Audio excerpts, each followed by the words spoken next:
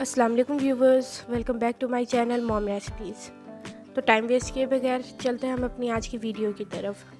आज हम बनाएंगे आलू की खीर। आलू की खीर बनाने के लिए जिन इंग्रेडिएंट्स की ज़रूरत है उसके लिए हम लेंगे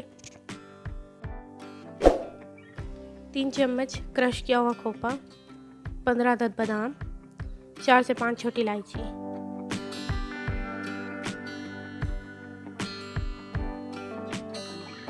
एक पाव आलू, आधा पाव चीनी।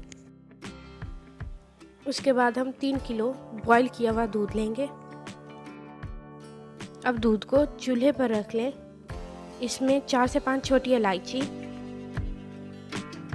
और एक पाव आलू डाल लें। अब दूध को 2 घंटे तक हल्की आंच पर पकाएं, जब तक कि दूध गाढ़ा होकर खोए की शक्ल इख्तियार ना कर लें और हल्के हाथ से इसमें चम्मच चलाते रहें। जब आलू की खीर बनकर तैयार हो जाए, इस पर क्रश किया हुआ खोपा, बादाम और चांदी का वर्क डालकर डेकोरेट कर लें।